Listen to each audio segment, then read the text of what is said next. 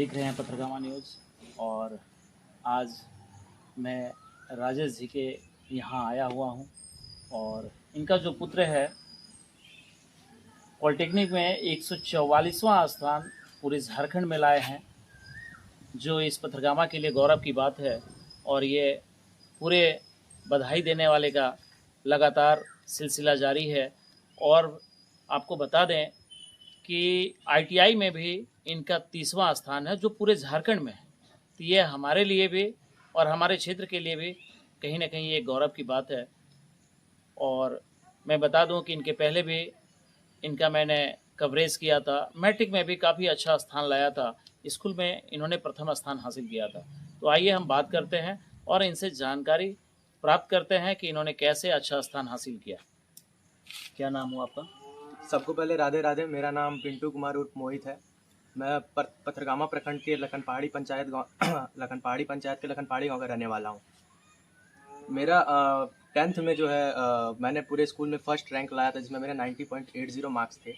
उसके बाद आईटीआई का रिजल्ट आया, जिसमें ऑल ओवर झारखंड जो है मैंने 30 रैंक हासिल किया था। फिर पॉलिटेक्निक का जब रिजल्ट आया तो उसमें ऑल ओवर झारखंड 144 रैंक था। तो आप आईटीआई में भी अच्छा रिजल्ट लाए, पॉलिटेक्निक में भी रिजल्ट लाए, दोनों की तैयारी आपने कैसे की? तैयारी तो 10th में मेन फोकस कर दिए थे। 10th में 6 महीना रगड़ के पढ़े थे और फिर आपका आईटीआई हो गया या फिर पॉलिटेक्निक हो गया, तो दोनों 10th लेवल का ही एग्ज़ाम है। तो चूँकि 10th अच्छा से पढ़ लिए थे पीसीएम, तो 10th लेवल पे था क्वेश्चन सारा। तो सारा जितना भी एग्ज़ाम दिए सारा उसी के अकॉर्डिंग था क्वेश्चन। तो उसी से रिलेटेड क्वेश्चन आया, तो सारा एग्ज़ाम अच्छे से क्लियर हो गया और रैंक अच्छा आ गया। इसकी तैयारी आप कहाँ रह के करते थे? हम तो पहले घर में ही पढ़े थे। बाकी उसके बाद पथरगामा में लाइब्रेरी ज्वाइन किए थे। जैसा कि बता दें आपको, लाइब्रेरी पॉइंट ही हम गए थे। एग्ज़ाम के लास्ट दिन तक भी हम वहीं थे और आधा पॉलिटेक्निक का तैयारी भी हम वहीं से किए थे। तो ट्यूशन नहीं पढ़े थे, ऑनलाइन पढ़े थे, वो भी यूट्यूब से फ्री क्लासेस से। कोई कोर्स नहीं ज्वाइन किए थे, ना पूरे साल ट्यूशन गए थे कहीं। आगे क्या करना चाहते हैं, किस में जाना चाहते हैं? इधर आईटीआई भी आपका रिजल्ट अच्छा है, पॉलिटेक्निक भी अच्छा है, किस ओर जाना चाहेंगे आप? तो हम तो ऐसे तो मेन मोटो डिप्लोमा का ही लेके चले थे। झारखंड पॉलिटेक्निक का एग्ज़ाम दिए थे तो अच्छा रैंक आ गया और मेरा मकसद भी था कि अच्छा रैंक आ जाए। तो आगे मेरा सोच यही है कि पहले डिप्लोमा करेंगे, उसके बाद अगर अच्छा D2D का एग्ज़ाम देंगे, उसके बाद फिर बीटेक करके आगे देखा जाएगा सीनियर इंजीनियर के लिए। माता पिता का कितना सहयोग रहा? कभी इनकी डांट भी पड़ी होगी, कभी और कुछ सजेशन भी इन्होंने दिया होगा, तो इनको कैसे आप देखते हैं? देखिए, अगर ऐसा है कि माता पिता का अगर जीवन में डांट नहीं पड़े तो सक्सेस होना तो फिर पॉसिबल नहीं है। तो जीवन में कुछ चीज़ छूटना भी ज़रूरी है। और माता पिता का भी बहुत ज़्यादा साथ रहा, क्योंकि सिर्फ पढ़ना ही सब चीज़ नहीं है।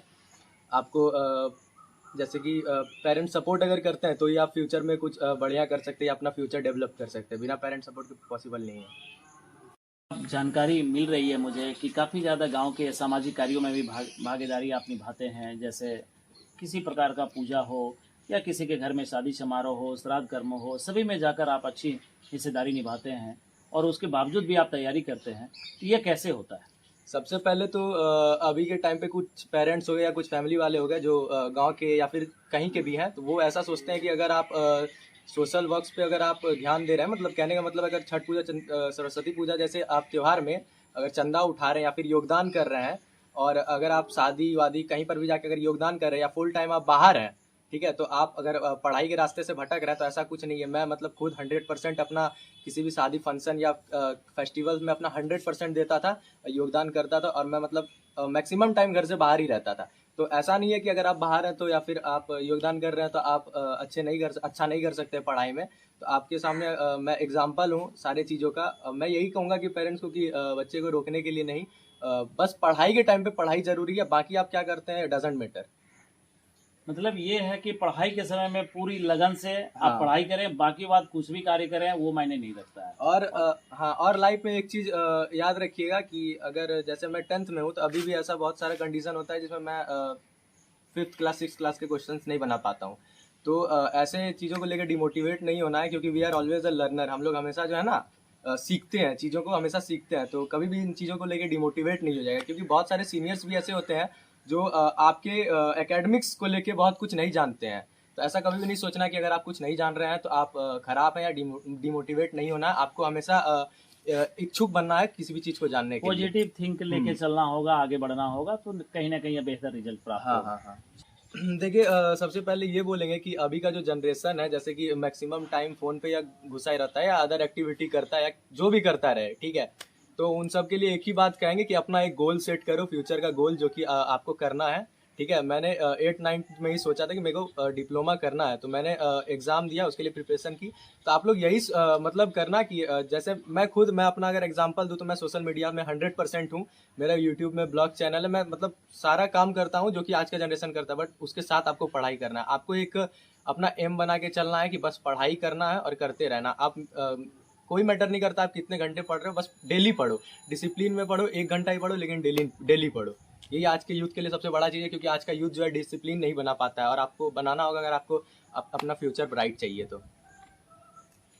तो आपने सुना, इसके बाद मैं इनके पिताजी से बात करता हूँ और जानने का प्रयास करता हूँ कि कैसे इन्होंने अपने बच्चे को अच्छा शिक्षा दिया और यहाँ के क्षेत्र के लोगों को और क्या संदेश देना चाहेंगे। राजेश जी, सबसे पहले तो आपको बहुत बहुत धन्यवाद। धन्यवाद आपको भी, कि- आपके न्यूज़ चैनल को। कि आपके बच्चे ने एक अच्छा स्थान हासिल किया और लगातार हमेशा अच्छा प्रयास आपका रहता है ताकि आपका बच्चा बेहतर करे। और आगे कैसे आप इसको क्या कराना चाहेंगे? जहाँ तक इसके रिजल्ट का बात है तो मैट्रिक में भी लगभग 91% लाया, फिर ITI भी ठीक ठाक रहा, और अब पॉलिटेक्निक में भी 144वां स्थान है। तो ये डिप्लोमा के क्षेत्र में ही जाएगा, और हम लोग का सपोर्ट जहाँ तक रहेगा हम लोग करेंगे, और चाहते हैं कि हमारे गांव का नाम रोशन हो। हमारा भतीजा भी जो है अभी टाटा स्टील में इंजीनियर है और डिप्लोमा करके गया था, और हम चाहते हैं कि हमारे घर का नाम हो, हमारे पिताजी का तो नाम हो। आज के एजुकेशन में एक अच्छा खासा खर्च भी होता है हम्म, और आप एक बहुत ही हम्म, कहीं ना कहीं आर्थिक स्थिति भी आपकी अच्छी उतनी नहीं है, फादर भी आपके नहीं रहे, तो सारा घर का बोझ आपके ऊपर है। हाँ हाँ। तो बच्चे को कैसे बेहतर शिक्षा दे पाएंगे? पढ़ाई में तो समझौता नहीं करेंगे, जहाँ तक होगा जैसे होगा मैनेज किया जाएगा। पढ़ाई में तो कोई समझौता नहीं। हम भी इस लाइन में रह चुके हैं तो हम समझ सकते हैं हर चीज़ को। मेरे फादर भी टीचर थे, तो इसमें कोई समझौता नहीं होगा। जहाँ तक होगा हम आगे जाएंगे, चाहे लोन लेना पड़े या कुछ और करना पड़े। लेकिन आगे अच्छा हाँ शिक्षा हाँ दें।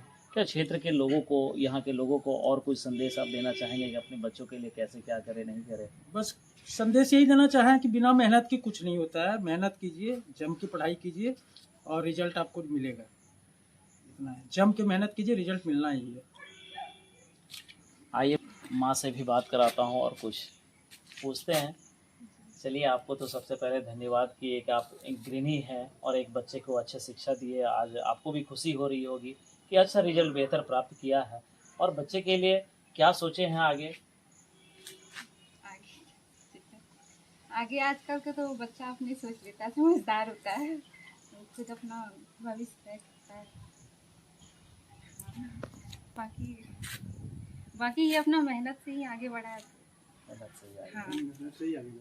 तो आपने सुना, और ये घर की भी स्थिति, मैं कैमरामैन गगन जी को चाहूँगा कि मैं इनकी स्थिति को दिखाएं कि इनकी जो स्थिति रही है, काफ़ी आर्थिक स्थिति उतनी अच्छी नहीं है, फिर भी एक अपने बच्चे को बेहतर शिक्षा दे रहे हैं।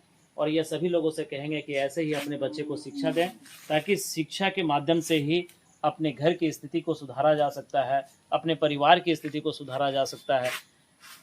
और मैं पुनः एक बार मोहित को अपने चैनल के माध्यम से बहुत बहुत धन्यवाद दूंगा, और सभी लोगों से मैं यही कहूँगा कि आगे ऐसे ही शिक्षा के लिए अपने बच्चे को बेहतर भविष्य के लिए पढ़ाएं और अच्छा शिक्षा दें। ऐसे तमाम खबरों के लिए आप बने रहें पत्रगामा न्यूज़ पर और देखते रहें पत्रगामा न्यूज़।